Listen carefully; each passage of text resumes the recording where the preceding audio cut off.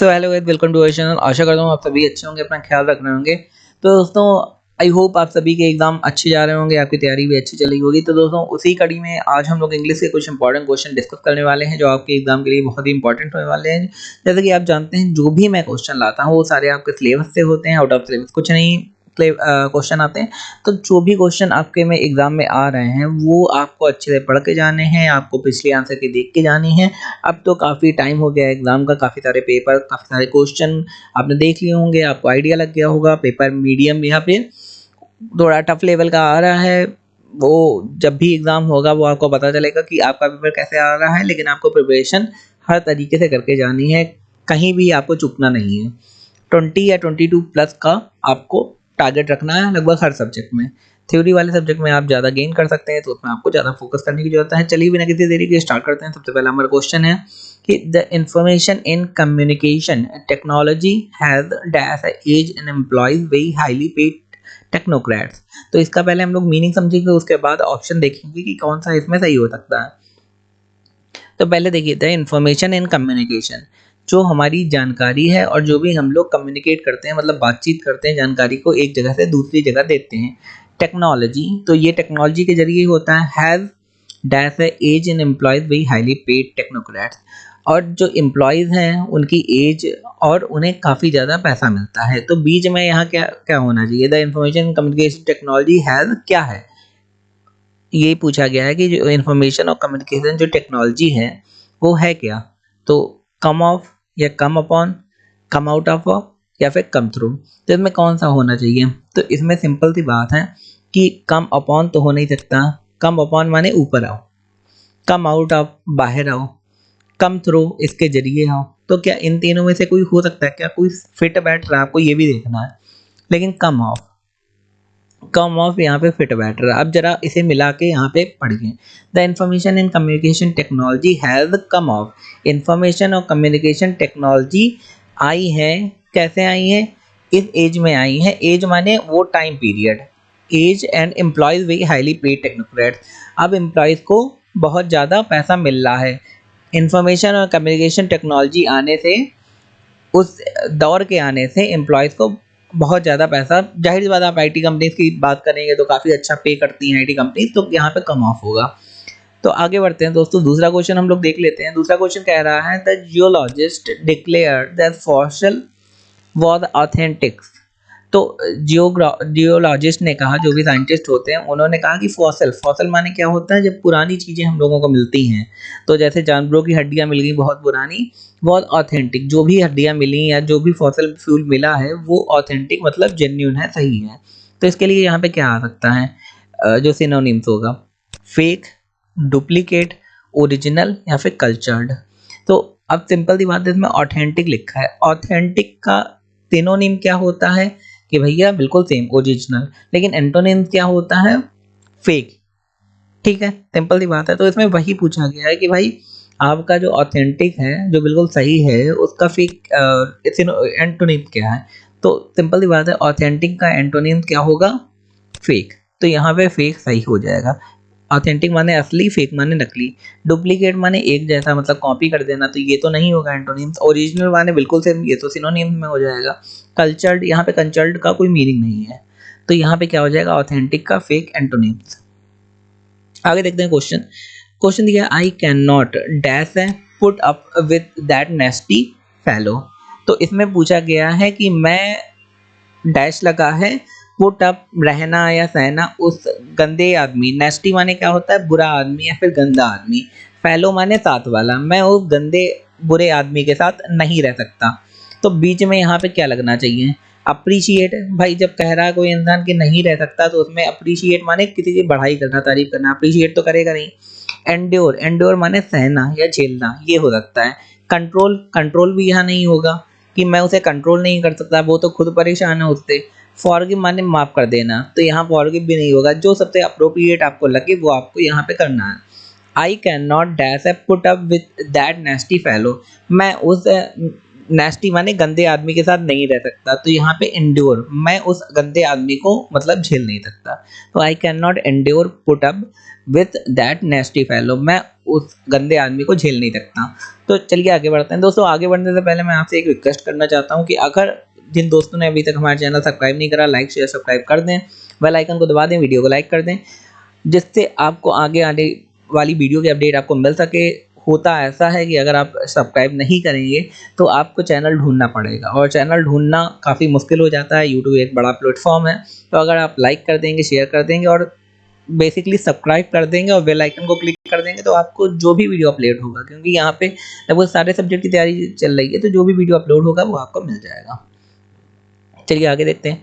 Father divided his property dash है 4 sons, father ने अपने 4 सन मतलब 4 लड़कों को प्रॉपर्टी डिवाइड कर दी।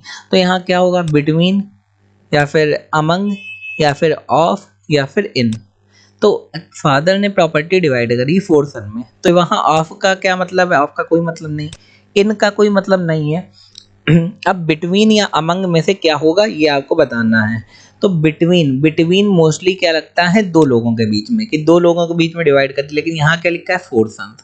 4 सन्स या 4 से ज़्यादा सन के बारे में अगर लिखा हो या उनकी उनमें प्रॉपर्टी या कोई चीज़ डिवाइड करी जाए तो वहाँ हो जाएगा अमंग। तो the father divided his property among 4 सन, मतलब उन चारों सन में डिवाइड कर दी, अमंग। आपको ये याद रखना है, अगर आगे कोई भी कंडीशन बनती है तो वहां पे आपको अमंग ही यूज करना है। आगे देखते हैं question. A narrow piece of land connecting to large masses of land, जैसे अपने कॉन्टिनेंट देखे होंगे कि ये भाई हो गया अमेरिका, ये हो गया हमारा एशिया, ये हो गया हमारा साउथ अमेरिका, ये हो गया हमारा अफ्रीका।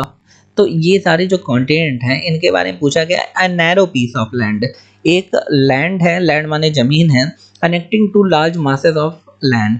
जैसे सपोज करो ये हो गया हमारा यूरोप और ये हो गया अफ्रीका। तो अगर यूरोप और अफ्रीका को कोई चीज अगर जोड़ रही है, हाँ, ये दोनों को बड़े मासेस को मतलब बड़ी जगहों को अगर कोई छोटी सी चीज जोड़ रही है तो उसे क्या कहेंगे? तो इस्थमस कहेंगे, कॉन्टिनेंट कहेंगे, गल्फ कहेंगे या पेनिनसुला कहेंगे।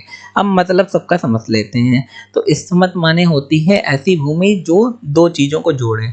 तो यहाँ पूछा भी वही गया है कि दो चीज़ों को, दो लैंड को अगर कोई चीज़ जोड़ रही है तो उसे क्या कहेंगे? इस्थमस। ठीक है, आगे देखते हैं कॉन्टिनेंट। कॉन्टिनेंट माने महाद्वीप होता है, तो वो तो पूरा होता है ना, उससे कोई चीज़ जोड़ तो नहीं रही होती, तो यहाँ पे कॉन्टिनेंट नहीं होगा। गल्फ माने क्या होता है? गल्फ माने होता है गाड़ी, खाड़ी। जैसे हम लोग कहते हैं gulf countries, like middle east हो गया, मिडल ईस्ट में काफ़ी सारी कंट्रीज हैं गल्फ कंट्री, उन्हें मिडल ईस्ट भी कहते हैं। तो उसमें हो गया सऊदी अरेबिया, कतर, बहरीन, तो वहाँ उन्हें कहते हैं गल्फ कंट्री। तो वो भी, वहाँ भी कोई चीज़ जोड़ नहीं रही। पेनिनसुला, अब पेनिनसुला की जब बात आती है तो पेनिनसुला किसे कहते हैं? प्रायद्वीप को। तो प्रायद्वीप में भी कुछ जोड़ता नहीं है, लेकिन इस्थमस ध्यान रखना, इस्थमस एक ऐसी चीज होती है जो बड़ी बड़ी चीजों को, बड़े बड़े लैंडों को एक दूसरे से जोड़ती है। आगे बढ़ते हैं। क्वेश्चन दिया, find appropriate phrase verb for to be patient. Patient माने धैर्य रखना, टू बी पेशेंट तो पेशेंस रखना, धैर्य रखना, और आपको अप्रोप्रिएट फ्रेज इसके लिए निकालना है। तो भाई होल्ड आउट हो जाएगा, ले ऑफ हो जाएगा, होल्ड ऑन हो जाएगा या हैंड आउट हो जाएगा।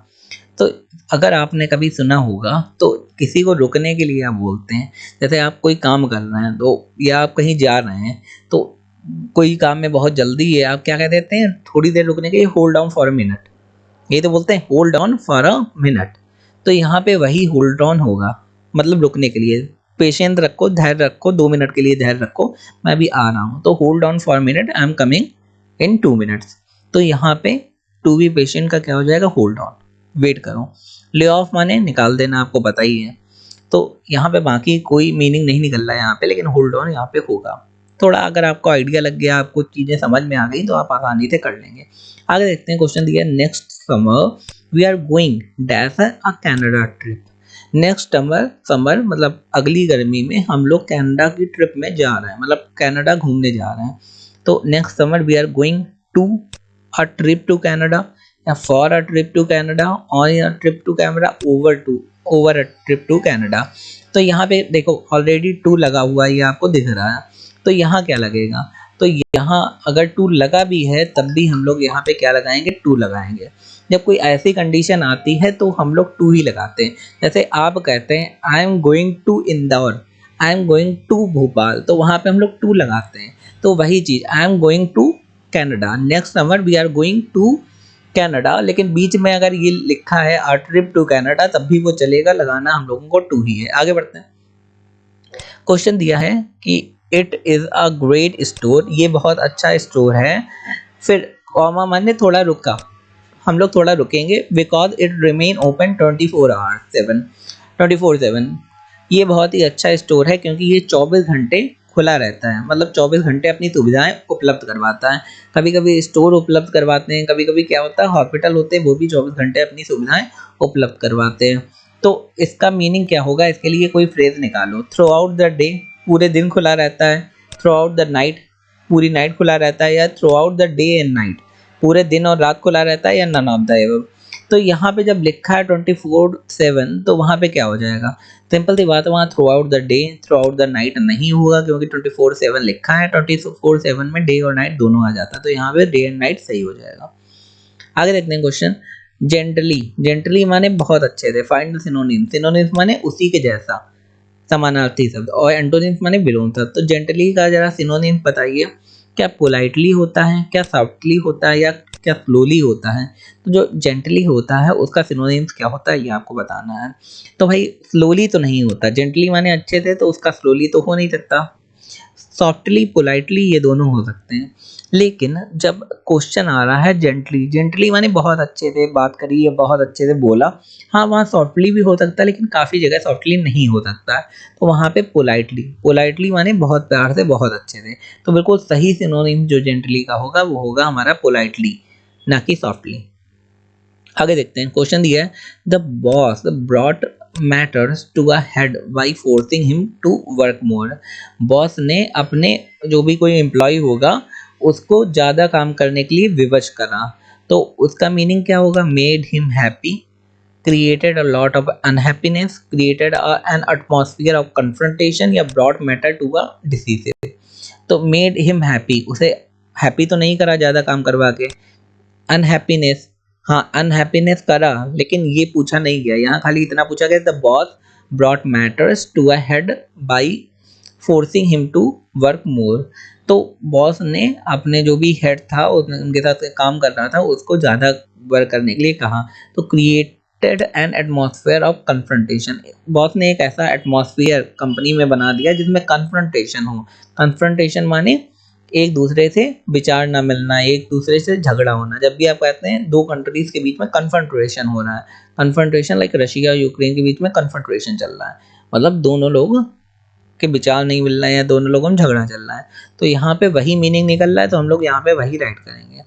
तो ये थे हमारे आज के इंग्लिश के क्वेश्चन। आई होप आपको वीडियो इन्फॉर्मेटिव लगा होगा। मेरा बेसिक मीनिंग रहता है कि आपको समझ में आए, आपको रटना ना पड़े। अगर समझ में आ गया तो कितने भी क्वेश्चन होंगे आप अपने आप कर जाएंगे, बेसिक लॉजिक लगा के करवाएंगे, कॉमन सेंस लगा के कर जाएंगे। लेकिन अगर आप रटने के लिए बैठ गए तो आप कभी नहीं कर पाएंगे दोस्तों। इसीलिए कह रहा हूँ कि पढ़िए अच्छे से, रटने में कोशिश ना करिए। हमारे चैनल को लाइक शेयर सब्सक्राइब कर दें। धन्यवाद।